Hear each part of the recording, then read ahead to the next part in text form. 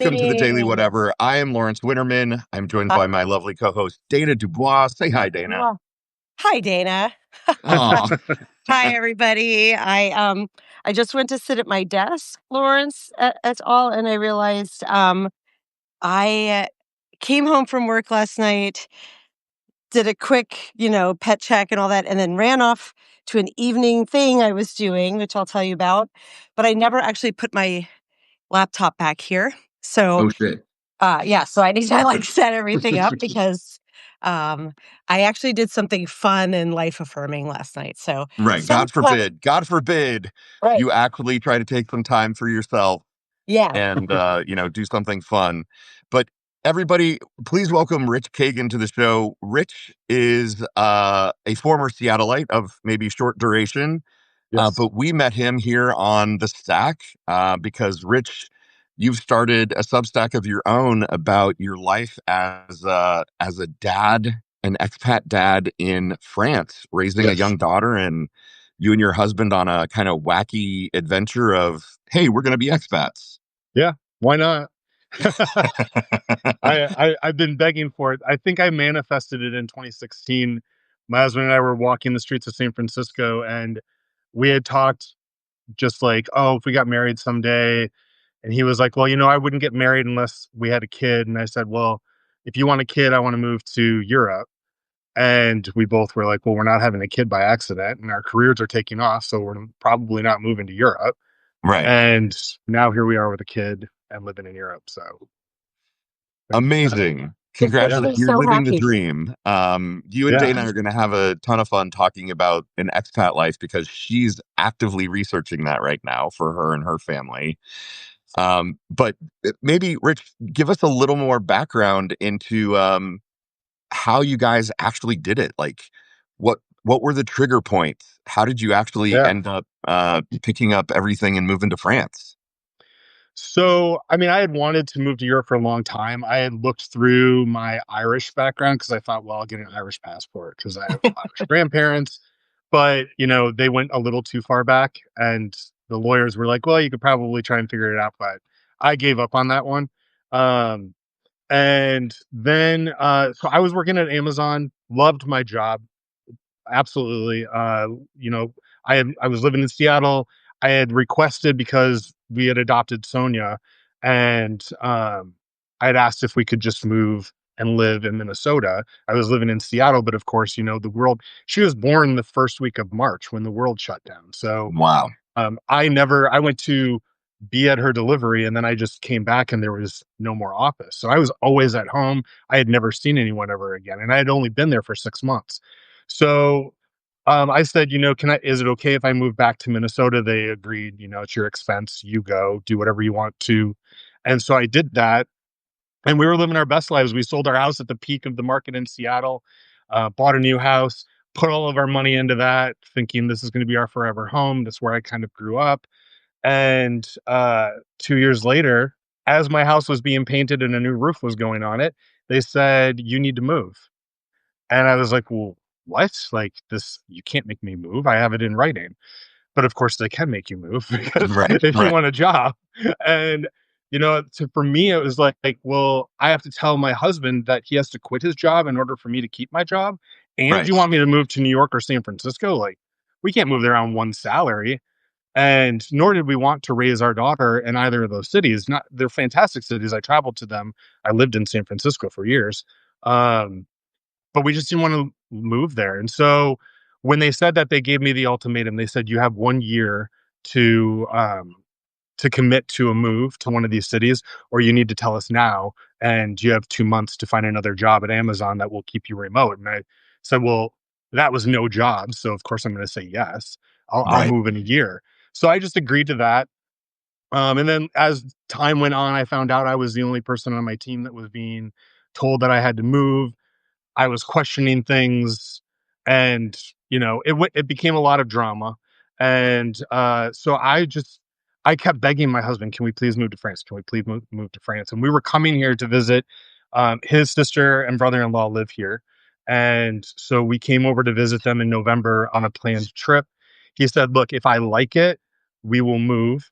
If I don't like it, I don't want to hear about it anymore."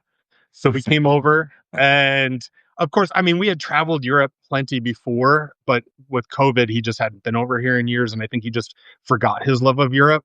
Right. And so, we got here, and of course, he loved it. And we found a house while we are on that 3-week journey, made an offer, it got accepted. We went back, and I ordered 3 birth certificates for all of us, our marriage certificates, and kind of just went through the process from there. Met people, started talking to people. There's an expat community here in Carcassonne, English speakers in Carcassonne, and Oh my God, so you live in Carcassonne? That is yeah, I live in so Carcassonne. cute.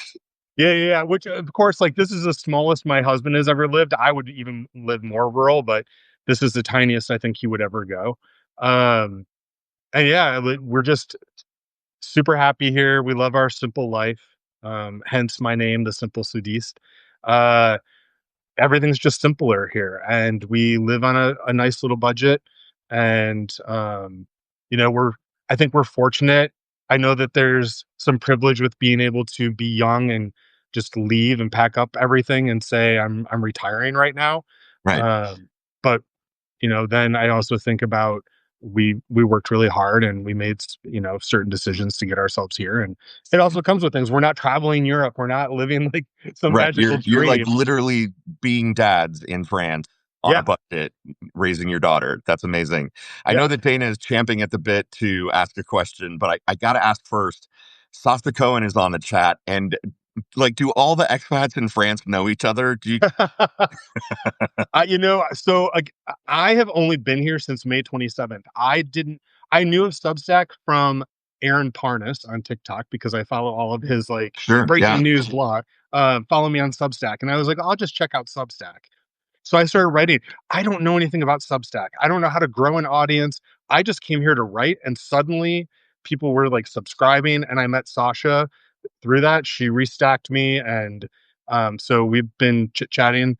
But I think that there must be a group of us Francophiles that are following and writing, and Yeah, nice. Sasha is joining us next week, and we're super excited for that. I think we're kind of living our expat dream through all of you, like living vicariously. yeah. Uh, Dana, I know you want to say something. Jump in. Yeah, I was gonna ask Sasha's question. Oh wait, no, yeah, it was hers. How big is Carcassonne? And my question of where is that in France?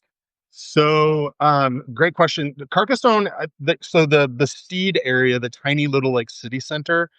I, I'm gonna get this wrong, and so people, please don't come for me. I don't know. I think it's like 6,000. It's small. We Okay. all There's a group of us that certainly know each other and kind of run within our circle of expats.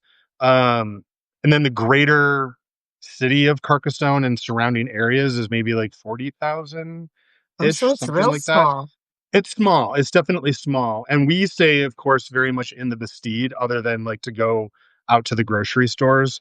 Um, Wait, what is but that word you just said? You stay in the The Bastide, which is like the four walls of the city, because it's a medieval oh, town, and so the center is surrounded by four walls, and that's where all the old shops and everything I is. see. Rich, you can't Um, use those big fancy French words with me. I'm just a common yeah. American. I only speak Oh, all Oh my good. God. English. I just pulled up a picture of the Bastide in Carcassonne. It is the cutest thing it's like picture Yeah, perfect medieval France. Like that it is is absolutely. Wow. It's a very old, rundown city. It needs some love. It's gonna thrive. It'll come back. I'm sure it was harmed viciously by COVID. Um, it's an hour south of Toulouse. So by train, you just fly into Toulouse and take the train down. It's an hour north of the Mediterranean Sea. So it's a perfect spot for us because the train station's a 4-minute walk from my house. So I can be anywhere in France, Paris in 5.5 hours by train. So it's right. perfect for us. Or a day trip down to the beach at the Mediterranean with your Yes, kid. Oh my indeed. God. Oh my Yeah. God. I'm looking at the photo. So, how does one make this work? Like, did the two of you work in France, or did you both just have like enough money No. that you're able to go just live quietly in this? Yeah. My jaw is on the ground at how beautiful this is. Yeah. Is it really So this idyllic? yeah, I mean, I think even at like the doctor's office the other day, the doctor was like, "Oh, what do you guys do here in Carcassonne?" Because there's a lot of questions. Why are you here of all places, even from the Right. locals? And I said, "Oh, well, we don't work because our visas don't allow for it." And they're like, "You're so young. How is that possible?" And in your head, you're thinking, "You think I have a lot of money, and I don't." But by French standards, you do. When you have this privilege to come over here, you have a bit more money than the locals do to live your life a little bit longer, maybe, and retire a little bit earlier. Um, for us, we left our job. Amazon was like, it's your husband's job or your job, and I wasn't going to make him choose. And with layoffs, he's a creative recruiter, and recruiters, just can't keep a job anywhere. He was lucky to have one. Right. Um, And in the creative field, it's even worse yeah, thanks absolutely. to AI. And Yeah. so we just saw the writing on the wall. If I moved and I I don't think like the higher ups at Amazon liked me very much in my department. And so I kind of saw the writing on the wall. If I move, are they just going to be like, "Oh, he called our bluff. Now we're just going to lay him off." And then my husband, what if he got laid off? And then I thought, if we have to spend all of our money and our savings to live in a city like New York, if we relocated there, we'd be out of our savings in a couple of years. Whereas, why would we do that when we can take that savings and live maybe 10 years in France? So that was kind of, once I started spelling it out to my husband and he started seeing the 80-year-old lady work the drive-through at Hardee's, and I Right. was like, that's going to be us if we don't get out of here. Um, so we started later in life with saving, and we weren't set up for the long term. We were set up for, now, and thankfully we had enough to Yeah. pull this off. Yeah. Hi. Right. Relatable to most Gen Xers, I think. I Yeah. So are you, but neither of you have any, like, citizenship in France, no ties to No. France in particular? So you're No. allowed to just kinda go squat in this beautiful area and live there as long as you're not working? Is that correct? Yeah, I mean, you have to show that you're financially stable for yourself. So we had to share all of our finances, stocks, 401ks, savings, whatever you have.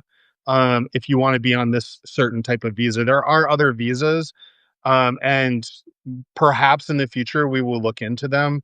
But to start off, we didn't want to, because some of the other visas, I believe you have to say that you're going to make the French minimum wage, which is only like $17,000 to $20,000 a year.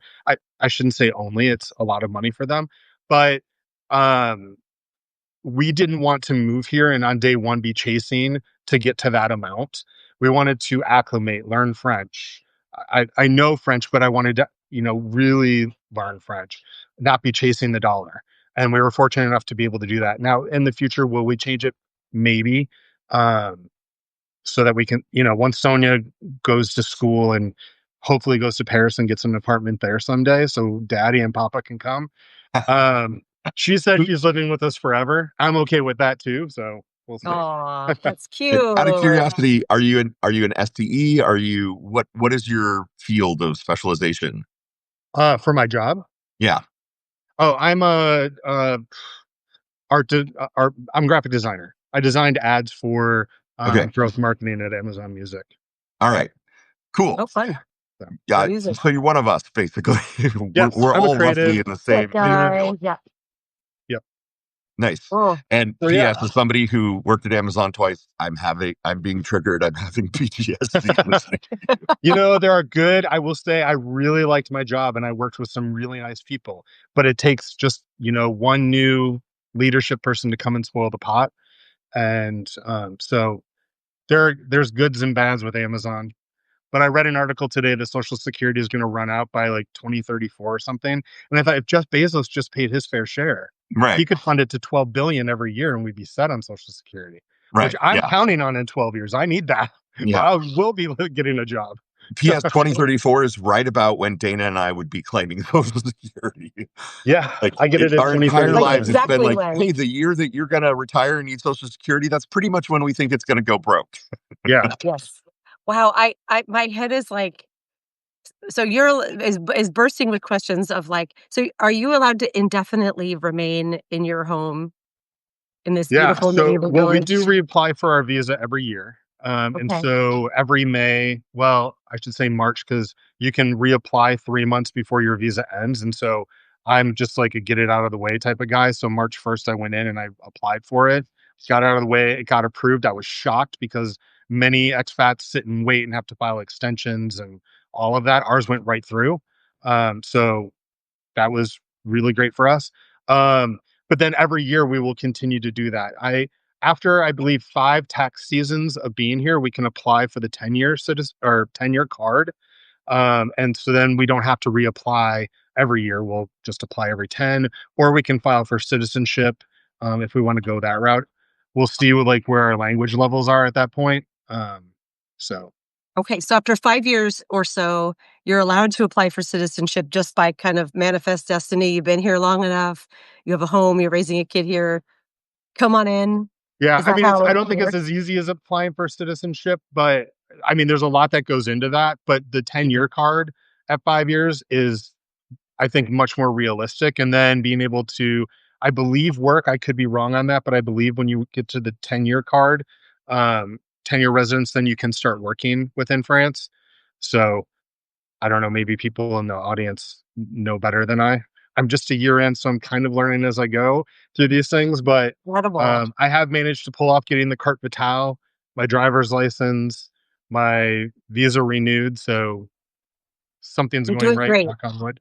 And Right. how's your French? Did you know French before you got there? Yeah. So I started learning French during COVID. My husband speaks Russian. And as we would travel, I always felt like that American that's just like, oh, he knows English. Of course, that's all he knows. Right. And I had always wanted to learn French. But growing up, my family was like, well, you're not ever going to leave small town Iowa. Why would you learn a foreign language? Oh, And if you're going to learn anything, learn So Spanish. so Um, American. and so I just didn't. And then as I got older, I was like, I'm just going to learn French. And so I started learning French 4.5 years ago. And I can speak. My problem is that I learned with my tutor as she spoke English to me about like, I was using Duolingo to learn the words. She was helping me with, you know, putting the verbs in conjugation and sentence structure, but she was talking to me about it in English. And so I learned how to speak French as she was teaching me it in English, whereas my husband has now learned French from someone speaking French to him. So when we go somewhere, I can speak French pretty well. He can hear French way better than me. And so together, yes. I'll look at him and be like, what did she just say? Right, right. That's amazing. I know that Yeah. Sasta Cohen, who is in the chat and who we're talking to next week, did an immersive class in French. Yes. I need to And do she that. wrote a great article about it. It's very, it reminded me of David Sedaris and You Talk Pretty one day. Yes. I need to take one of those. And I feel like the longer as I'm here, I'm kind of, I I've let myself down on my French a little bit. I think maybe I take it for granted that, well, I had a contractor in my house. I had my kitchen redone. So I was talking to him and the water heater guy. And so when, I'm meeting people in daily life, I'm speaking little bits of French and I'm like, well, that's good enough. And so I'm not, I'm kind of peaking at where I'm at and I need to like get over that hurdle. So I need to focus on that. So Fasun is joking in the chat and she's saying, "You're American, right? Claim asylum." And Yeah. oh boy, with what's about to happen in the Middle East, Yeah. maybe you won't have to come back to America because things will Yeah. be very different. I know you've hinted that politics kind of played a part in your guys' decision. Can you Yeah. talk a little about that? Yeah. I mean, obviously we think Trump is a nightmare. And I think, looking back at 2016, I think just like God, if we would have just trusted Hillary, even if you hated her for 4 years, we could have survived. But then I was like, okay, let's just get through the Trump era and get that out of the way. And we were so proud. I was in Seattle when Joe Biden won, and my daughter in her little playpen watching Kamala give her speech, and we all felt like there was just the cheers and the tears and all the things. Oh, yeah. But then as Trump re-announced and Biden kind of wasn't as screen friendly, I guess. It didn't feel like he was this popular guy on television, even though he was getting all these things done behind the scenes. The kind of writing felt like it was on the wall of like, God, Trump's coming back. And then with like, in my opinion, his little fake assassination attempt, then I felt like, Our here we opinion go, here too. we go, made for TV. He's going to get reelected. And I was like, "We gotta get out of here. Like, we can't do this. It's gonna be bad." And now it's like far worse than even I thought it would be. And so I think like we just and now, my husband looks at me, he's like, God, I can't even he doesn't even feel comfortable going back to America with our daughter because you then you get the crazy people that are like, oh, why is your daughter wearing a shirt and not a dress? Are you raising her to be a boy? And then, then CPS is gonna get called and we just don't want all the problems. And over here, no one cares about those things. I mean, not to say full stop. There are plenty of people there's racism and homophobia and anti-Semitism. It lives everywhere. But we asked around when we moved here, and people were like, we don't care about that here. Like it's truly a mind your own business environment, and we live in a red area of France. But also there was posters of Marie Le Pen and Jordan Badilla, I think that's his name, at our daughter's school, like on the electric panel box outside the school, and people like drew dicks in his mouth and horns on her head, and I was like, yeah, we're like in a good community. People hate these people here. Nice. Um, and the French will like shut down the streets and they will throw shit on your building and they will rebel here. And but being gay is not like why would they just don't care about that? They're like, yeah, whatever. Like, are you a Right. good person? Are you fitting into society? What are you doing here? They're more curious about that. So the same with religion. We're for the first time we're thinking of like maybe sending our daughter to a Catholic private school, but like the Catholic private schools here are Catholic by tradition, but they don't. You can opt out of the learning the religion portion of it. So Oh, uh, wow. it's just you choose what you want. It's kind of a smorgasbord here. How did you find this idyllic little place? I mean, this is a pretty small Yeah, what was the I word had you never used heard of again? it. Within the walls? That Yeah, beautiful we are my husband's sister and brother-in-law. He's French. They found out about Car- Carcassonne through one of their friends. They ended up buying a place over here, and they were going to live 6 months here and 6 months in the United States. And they came over for their first 6 months. And I told Yuri, I was like, they are never coming back to America. There is no way that with the French ability that they have through his citizenship here, that they're going to be like, I'm coming back to the hellscape that is America. And so they, of course, and then I saw their pictures and I started feeling jealous. And I was like, look at they're like taking hikes through these lavender fields. It's so beautiful. I want to live there too.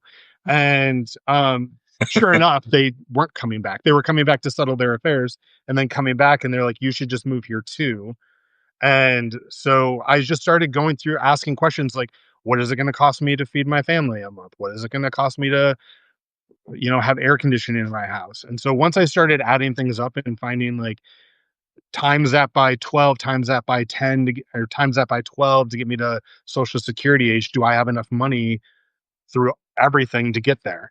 Uh, and so then we just sold our house and used the 20% that we paid on our house in America to buy this house here. And here we are. Um, That's a just living our, beautiful exit plan. My jaw is just kind of on the ground.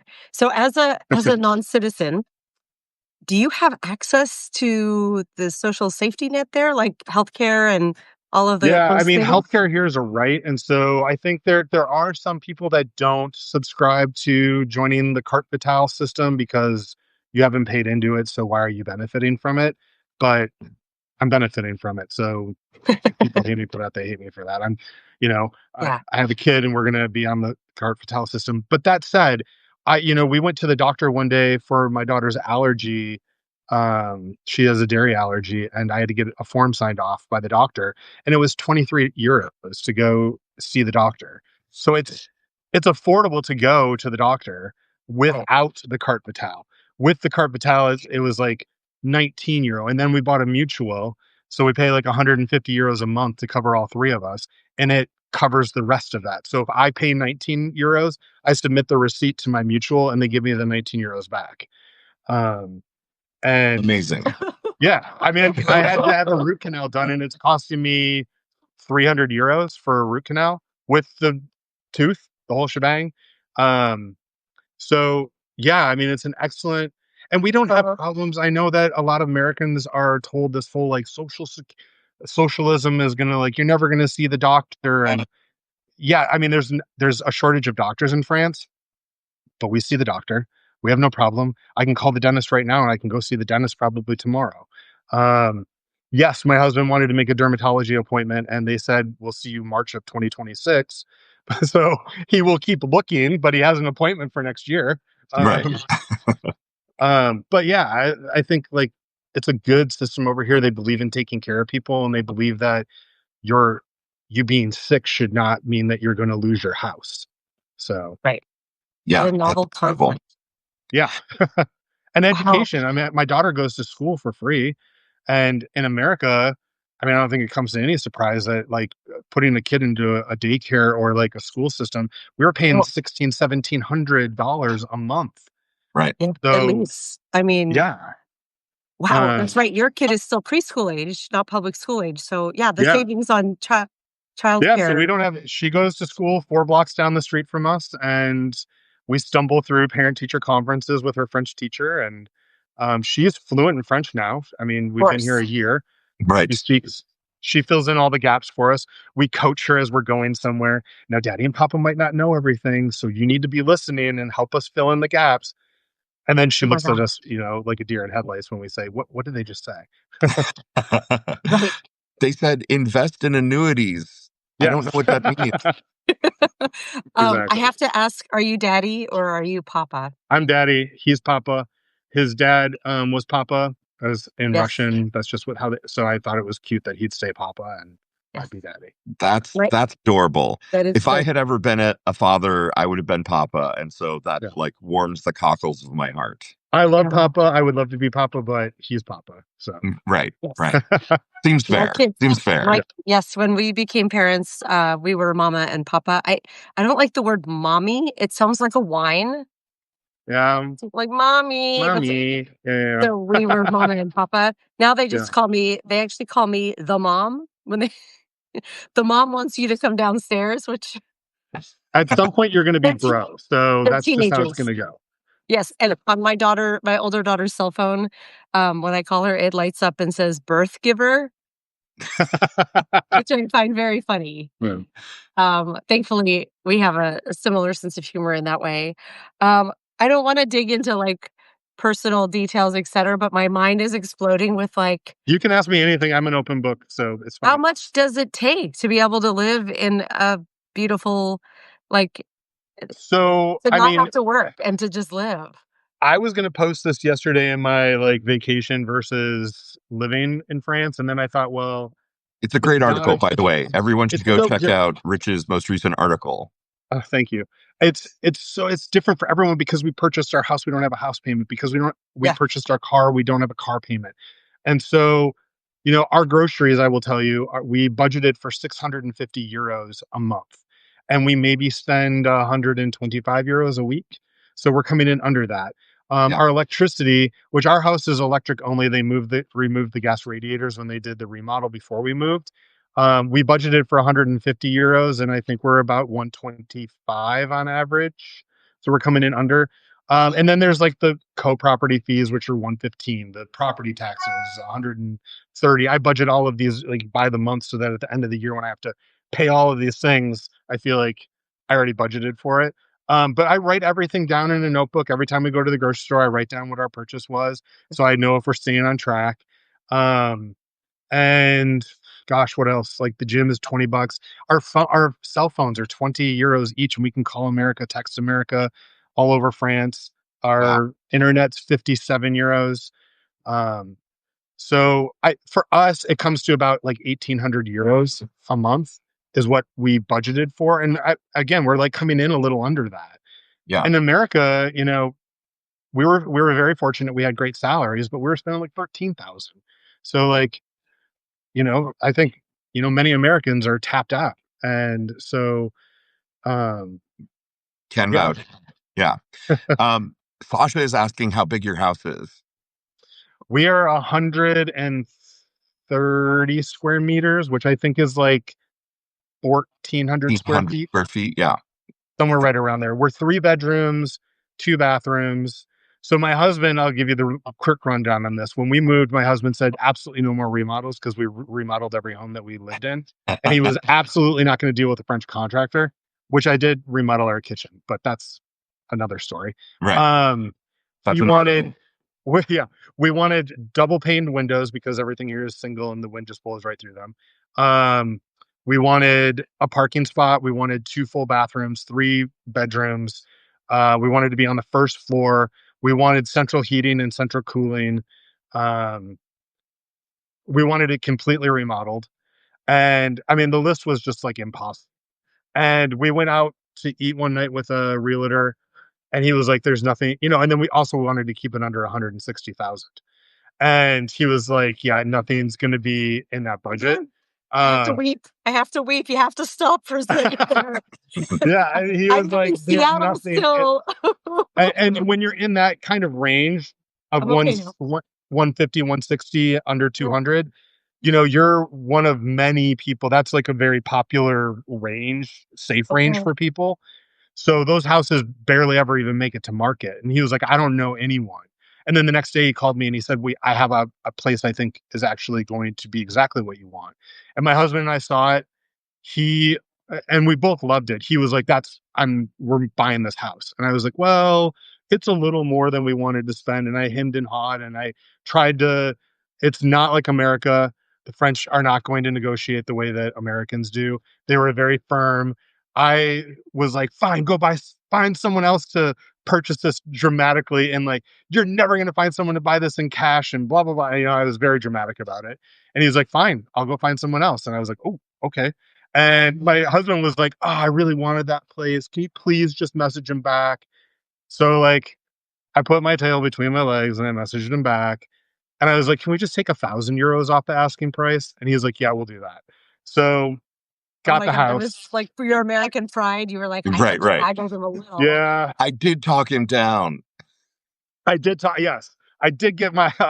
The French, they want to take everything out of the house. So the Yeah. French, like, really, I believe, coined the phrase "everything but the kitchen sink" because that's all that will be in the kitchen. Yeah. And so when we were negotiating, he's like, "I'll give it to you for less, but I'm taking the kitchen, all the cupboards, the fridge, the stove, the washing machine, all the closets are coming out, all the light bulbs are coming out, like everything's." And I was like, "Well, I'm not buying a shell. Like, no, I want everything to come with it."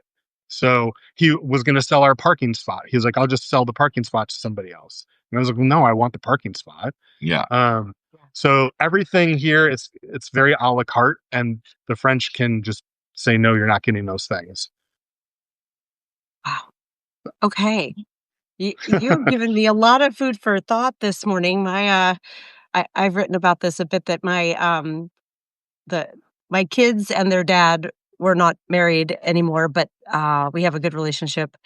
They are all Irish citizens through his mom. And so we went to Dublin in April to look at colleges potentially for my eldest with the idea of, well, if she goes, do we all Mm, go?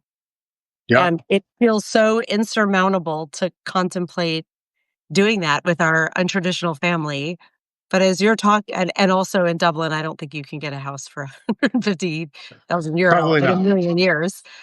But outside of Dublin, I bet you can. May not look like your little quaint village here, but you're Yeah, making I my mean, head explode with the idea of it sounds like you all are like, we just have to make it till we hit Social Security age. And yeah, then your Social Security in the US is enough to sustain you yeah, through old age in France, yeah. if it doesn't I'll go be, even knock on wood. I mean, of course, things will go up in price and whatnot, and we'll still have, knock on wood, a little bit of money still left in our savings, hopefully. But so it should all work out. Um, but yeah, I think like you just take the leap. I think I've lived all over the United States, and every time that I've moved, I had been in a very successful position in my life where things were going really, really good for me. And everyone would always be like, "Why are you doing this? Why are you just giving it all up and going to the next thing?" I've just always believed the world is my oyster. I haven't been nearly anywhere in the world, but I just want like the next adventure. I got really great advice from a friend a long time ago that's just said, go do the things that you love to do, and other people will be doing it as well. And so when I moved to a new city, I would just go do the things I love to do, and that's how I would meet new people. And I moved to San Francisco on Christmas Eve day with one suitcase. I took my dogs to my parents' house, and I cried on a couch that night because everyone was with their families. And I was like subletting a living room in San Francisco. I knew nobody. And so I did what every gay does. I got on Grinder, and and I met my husband. So like there Oh you my Stop go. it. God, is that how you met Yuri? Yeah, yeah, yeah. That is an incredible story. And Stop Please it. tell me you've written that story somewhere. I have not written that story. I guess I will have to write that story. I He invited me over, and he well, because at first when I first moved, I was this like wide-eyed guy. I just moved from the Midwest, and pot was legal, and you just go to the store and buy it. And Right. he was And like, it's "Come San over and you Francisco can where smoke." there's like hot and cold running dicks and yeah. Yeah. And he's like, "Come over and like you can smoke with me." And I was like, "Oh, okay, I'll go do that." And then we just hung out and we liked each other. I went over to his house, and honestly, we were just like the first night we just hung out and watched TV, and I went home. And when we walked in, he said, "Oh, I have this dog. She's afraid of everyone. She's going to be under the bed. If she peeks out, don't be frightened by that." And I went and sat down on his couch, and she like and ran up and sat on my lap, and he was like, "What's going on?" And so, Oh my God. and then he was like, "Oh, I don't think a couple months in, he's like, I don't really think I want a boyfriend." And I was like, I didn't know we were like having that conversation. And so then my friends were like, kick him to the curb. And his friends were like, why are you letting him go?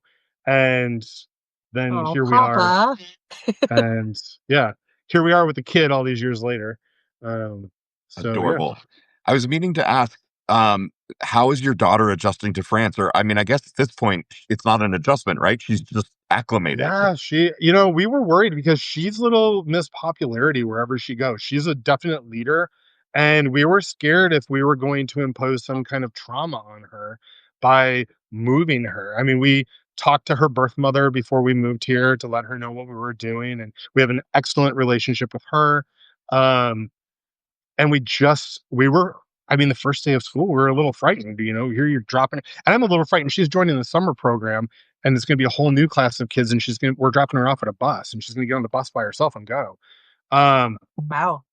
Thinking about like, here you go, like you're not going to understand literally anyone in this class. And the first day we walked in and we sat down with her and we colored with her and got her comfortable, and we just laughed and crossed our fingers. And now she's like Little Miss Popularity. She has all the friends. We're invited to like French family birthday. We're going to a birthday party this weekend. And um, that does not often happen to expats getting invited into the French. It's unique because we have a kid, of course, and so they want to be included. But they don't want the French lesson. They don't want to stumble through dealing with Americans that don't know how to speak. Now, arguably, we do know how to speak enough. Um, but French also drop their kid off and like ditch. So when we had Sonia's birthday party, all these kids showed up and the parents were like, bye, we'll be back in a couple hours. And I was like, I don't have your phone number. I don't have your email address. Like, what if this kid breaks their arm? Who am I going to call? Right. But they just believe that like everything is just going to be fine. They're not helicopter parents like Americans. Their kids just live. It's like growing up in the 70s and 80s, basically. Yeah. I, Yeah. I, I don't know how old you are, Rich. I'm guessing I you're was born younger in than us. You're 75. millennial. I'm 50. I was born in 75. Oh, Okay. all One right. of So us. you're like One of young us. Gen X. All right. Yes, I'm Gen X. Excellent. I'm trans millennial is what I'll say. Oh, nice. Because I'm right at Ooh. that tail end and my husband's a millennial. And I feel like as I've worked in like tech in San Francisco all those years and ageism and all of that, I always felt like I was like one of like the younger people and like kind of disguising myself into that. So yeah. Here we go. Yeah. I feel like we're a little trans millennial as well. Like I think for Gen X folks, we're a little more on the uptake than Yeah. anyone who skews boomer for sure. Finger on the pulse of what's going on in Right. pure pop culture, news, all of that. Yeah. The very Right. Gen X-y I'm attribute. not a fucking Substack Live show, sweetie. Come on, like I'm not that. Exactly. Right. I'm still like, I don't even know what I'm doing here. So Oh my gosh. Rich, I mean, give it a month and you'll have it all figured out. I promise. yeah. is there, and what do you miss about the United States, if anything? Like, do you have a short list of like, man, if only these things could be here, everything would be perfect? I mean, my husband asked me this, and I don't miss much because I was so over it, to be completely honest. I miss Frank's hot sauce. I always make someone bring me my Frank's hot sauce every Yeah, time they But come. we'll what that send is? you some, right? Like Um, it can't be that complicated. I miss Tums, which I need because of the Frank's hot sauce, Hmm. and because they don't make Tums here. We get ranch packets brought over. Um, Ranch but there's, packets. I mean, That's so honestly, there's American. just not. I think I miss customer service. I miss being able to pick up the phone and just have a really quick conversation. And those moments that I need to do that, it is very relieving to just know that I can have a full conversation without having to mentally prepare myself for the conversation. What might they say? What words am I going to need to remember? And Right. have notes in front of me of like, this word is this. And so I do miss that ease that comes with it. But I knew that moving here was going to be difficult. I didn't move here because it was going to be easy. Right. I moved here because it was going to be different. And um, so yeah, I don't think I miss my friends. um, Have you had a but lot of folks coming over and like, we're coming to France, we're gonna there's hang someone out? here literally all the time, and we have a friend in Seattle that just bought a place here. So she's going to be coming back and forth. Her kids are still in high school, so she'll be in Seattle for a while. But when my aunt is coming, the Tour de France is coming right down my street. So on my Nice. balcony is right behind me. I will be watching the Tour de France. Um, Oh, so my aunt's coming over for that. amazing. And so there's someone always, I feel like, in rotation coming here, which is great. We're a destination. And if they want to meet me in Paris, I'll go up to Paris and meet them. If they want to go to Barcelona, I'm 3 hours from Barcelona. Oh my Uh, god. so My favorite place, one of my favorite yeah. places. I lived there for a couple months. I loved Oh, nice. Barcelona. I have not been to Barcelona yet. We flew into Barcelona when we moved here. Mm. And that's the extent of me being in Barcelona. My aunt, of course, when she's coming, she's like, "What are we going to do? I'd love to go to Barcelona. I'd love to go to the Mediterranean. I'd love to see some of the villages." And I was like, "You got 6 days. Like, we can't Right. do all of those things in 6 days." Right. You're So, you're hanging out in Carcassonne for 6 days, lady. yeah. I was like, "You want 2 days in Carcassonne, plus you're going to get the third day for the Tour de France. You want to go to the Mediterranean, so there's probably a day. You want to go to Toulouse, so there's probably a day. So we're already at arguably 6 days, Right, you're not going to just doing that. Barcelona. So, You need or at just least a week in Barcelona anyways, just yeah. to I told my mom when she came over for the first time, which was just in March, she had never left the United States, so it was very exciting to her. And I oh, just told wow. her, she's like, "Well, I'll come for a week." And I was like, "You are not coming to France for a week." My mom's on a tight budget, and I was like, "Look, if you're like footing the bill to come over here, you got to stay longer." And so she and her roommate came over and stayed here, and had a great time. Next year, they want to come and go to Paris, so we'll do that next year. Um, Oh, but that like family, I think, is the other thing for people moving abroad is really hard because people in our age that still are fortunate enough to have parents that are alive are aging. And then they think like, well, what do I do about my parents that are still stateside? And my mom was very much like, what am I going to do? And I was like, well, my brother lives over in the US. I don't have to be the only person that you call. You can call him too. Right. And, but also it's just a flight. I reminded her she lived in Atlanta. I lived in Minnesota. You had to fly to get to me anyway. So now you're just on a longer flight with free wine and movies. So Right. What's the complaint about that? yeah, And when you exactly. and when you get off the flight, you're in France, mom. Yeah, exactly. So it was fine. Um, so yeah, I think like you just take the leap. Don't listen to other people. You got to go live your life. Um, and things are always going to happen. We're not promised tomorrow. So I just figure like, doesn't matter. I got to go do the things I want to do. This is really freaking inspiring, man. I got to tell I you. know, I'm like, "What am I Thank you. doing with my life here?" Seriously, I'm having a definite moment of like, I think maybe I've done it wrong. I don't know. I feel like I'm so boring. So when you guys reached out to me, I was just like, gosh, I'm just, I don't know. Like we wake up and I always feel like I've never been so busy as I am in retirement, to be honest. I don't know how I fit a full-time job into what I'm doing now. Dana and I talk Granted, about like that all the time. We're too yeah, like busy it's with just our so fun much. stuff to actually have jobs. Yeah. There's so much How's to do in between like taking my daughter to school. Today, for example, like we had to run errands this morning. Then I got home. I wanted to write an article. And so I was doing some writing this morning. Then I wanted to go to the gym. Then I was supposed to go to my French class, but it was going to run too tight to this. So I ditched that. So I'm here. Then we got to pick up Sonia. And then it's time for dinner, bath, bedtime, and me on the couch drinking wine. And then, then the day is over. And then tomorrow we'll repeat it. And so how I would have fit a full-time job into that, I don't know. Yeah. Yeah. You are living like an an a normal volume of activity where you get to attend to everything you're doing with intention. That wasn't a very good sentence, but, like, Yeah.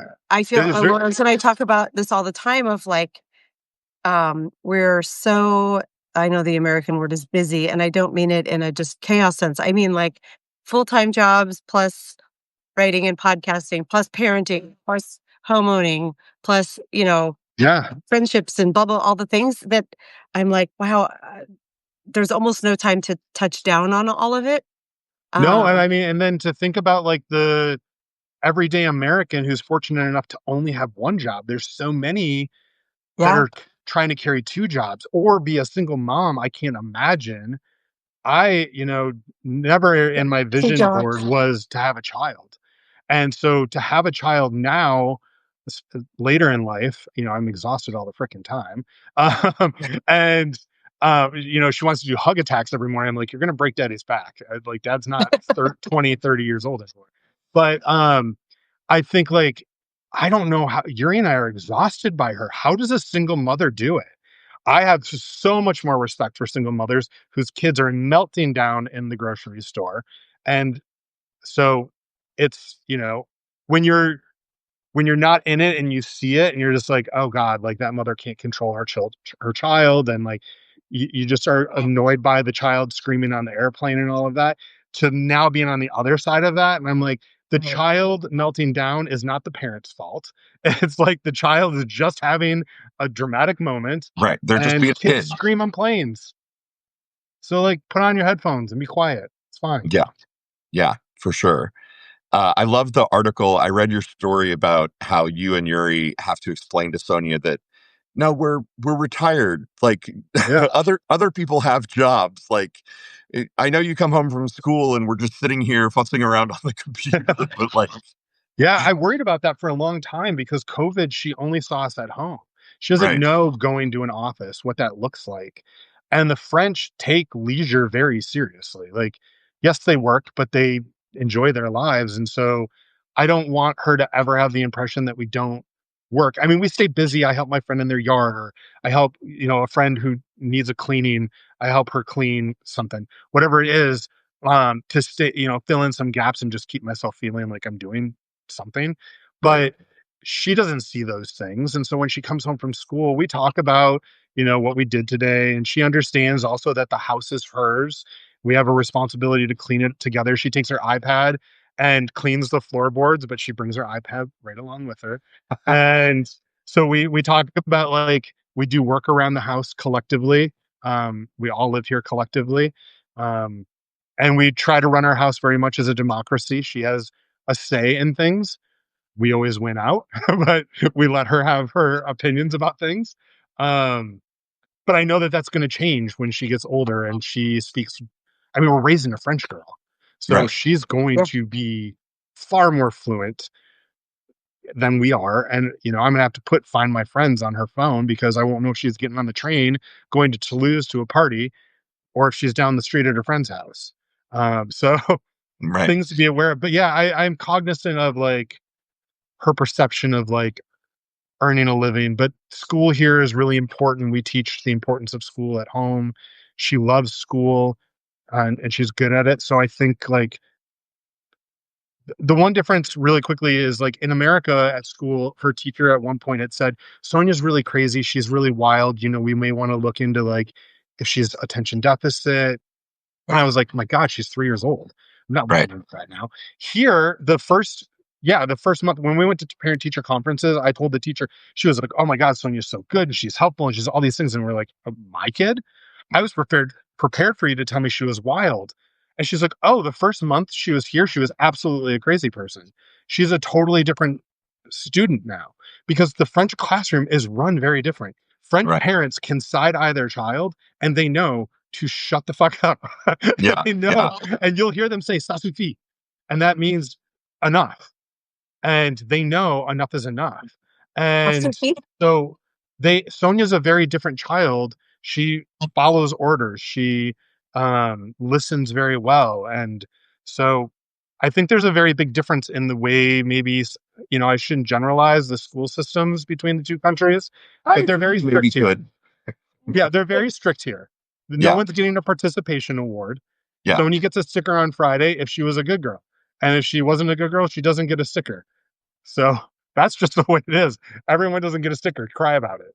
Yeah. My sister and brother-in-law are teachers in the local school system here, and they talk about how kids have become so coddled in the school system and so I don't know what the right word is, but everything sides with the child, right? Or kowtows to the parent, that there really is no discipline anymore Yeah. because the children run the schoolroom and the teacher doesn't have any real authority to discipline. Yeah, it's true Even because for parents will attack the teachers and the yeah, parents are always going to win. And right. America is such a lawsuit driven, I'm going to sue Yes. you, so yeah, Yeah. I think everyone's afraid. You do know at some point, though, Sonia's going to be like a French teenager who's going to curse you out in French, like Oh yeah. fluent French. Oh And you're yeah. going to have to record it and take it to like your next door neighbor and be like, what did she say about me? Yeah.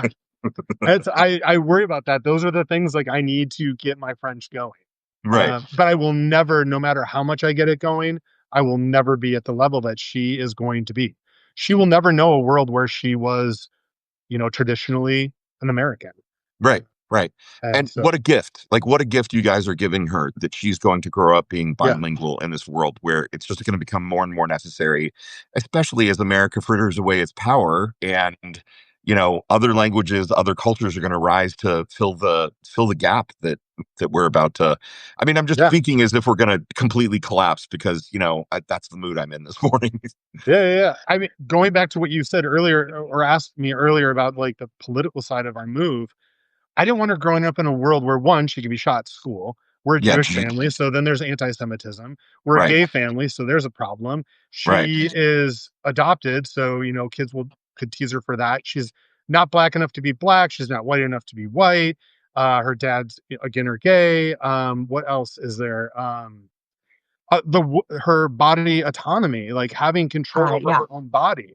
So like I was just like, this is not the America that I want to raise her in. And so if the world's gonna explode someday or a bomb's gonna go off, let's go live a good life over here as Right. long as we can. Um, so, you know, I guess we're all just one vote away from it all changing anywhere. But for now, we feel a little bit safer over here. Yeah, And for she's getting a sure. good education. I mean, you talked about Marine Le Pen. Like, sure, France could kind of go bad direction with an Yeah, election, but still, you're living your best life now. And yeah, even if you had to relocate under some crazy right wing French government, yeah, you'd still have the amazing gift that you were giving to Sonia and the yeah. experiences that you guys are having. Well, it's the same thing as in America. No one's deporting the Canadians and the Irish. They're deporting the brown people. And it's always going to be about the skin color. And it's the same thing over here. Like, I don't ever feel when they talk about immigration over here, I don't ever feel like I'm who they're looking for. I'm self sufficient. I take care of my own business. And, as the privilege of being a white man, I'm not who they're looking for. Right. Unfortunately, over here, our Mexico is Africa. And so they're, that's who they're targeting. They're always targeting the Muslims and the brown people. Uh, and so, I just try to be a good citizen and uplift all the people around me. Sonia goes to the African beauty supply place to get her hair braided. And they're the most lovely people. Um, you know, I, so, but we know that, of course we know Right. there's good and bad people everywhere, but they're not all bad because they fall into this category. Yeah. Yeah. Rich, this has been amazing. I can't believe we're almost at the top of the hour. I feel like we could talk to you all day. We do have a classic question that we ask, and we're not going to let you get away Okay. without answering it. Which is, Dana, do you wanna deliver the classic Sure. question? Sure. What is the most Gen X song of all time? Oh God. I was prepared for you to ask me album, not song. You can Um, answer album if you wish. Honestly, album would be a great spin. I'm Go gonna for tell it. you my album because my husband knows if we're ever on a dating show or some question of what album it is, it's Madonna Erotica. I Nice. love that album. For me, I think it was 1992. Right? It was the like questionable, like closet, I was a closeted kid, but it was like the whole like questioning and seeing like this whole revolution of like fighting back against the man. And I love, of course I was the gay kid. I loved Madonna. I had her posters up all over the place. Most Sure. kept Right. I secret of love my life. Madonna. Like, how can you not love Madonna? Yeah. And so Madonna Erotica for me, that album, and I saw Madonna right before we moved here at her last tour for the very first Oh, time. And when nice. she performed Erotica, I was just like, this is like, I can die happy now for like my concerts, seeing that performance. Is Um, there a song off that album, or is there another song of hers that is like the pinnacle? oh gosh. I mean, my taste is all over the place. I don't think so. I just really I love the song Erotica. But I Okay. do like Thief of Hearts. I really like Thief of Hearts. I don't think it ever was a video or a single. Um, but Yeah. I I'm a do little like it. weird. My top Madonna song of all time is Ray of Light. So I think that's probably not Yeah. anybody else's top Madonna song, but that's mine. It is not my top Madonna song, but it is a very good Madonna song. And I think the very first song I ever remember hearing in my entire life was Borderline, Yeah. as a little Such a good kid. song. And I would seeing Madonna. argue if you had to pick like which of Madonna's songs is the ultimate Gen X song, it has to be like a prayer. I mean, that song was everywhere. Yeah. It's such a good song. The video made such a huge impact. I came in at her first album, so for me it would be like Burning Up or Lucky Yeah. Star, the really early stuff. But um, the cultural significance and just sort of the ubiquity and Yeah. excuse me, how great a song and video that was. Like a It was prayer would fantastic. probably And right would in be my between there was the movie Truth or Dare, Right. which also just like changed, for the first time I was seeing people that I knew future me looked like. Um, yeah. and Yeah. so as a kid, she was just answering some of those questions and putting it out there. So I love it. Rich, I hate to do this. I've got to Yeah, jump because I no have another problem. show right after this. It was such a pleasure to be here. Thank you for having me. Oh my um, gosh, you're welcome back anytime. Oh, Like, thanks. yeah, Yeah. we're coming. Anytime you want to So, talk to me, please, I'll come back. all right, great. I'm absolutely. booking a flight right now to Barcelona, and I'm taking the train to Carcassonne. So I Okay, was I just do don't gonna know. say that. I Yeah, have an extra bedroom. expect us on your doorstep in Carcassonne next week. I have an extra bedroom. It would be my pleasure to host you. So just let me Oh know. my gosh. Okay. Amazing, amazing. Rich, thank you All right. so much. Take good See you. care. Yeah. Thank Bye, you. All right, everybody. All Love right. you, mean it. love you, everybody. Mean it. Bye. Bye. Mwah.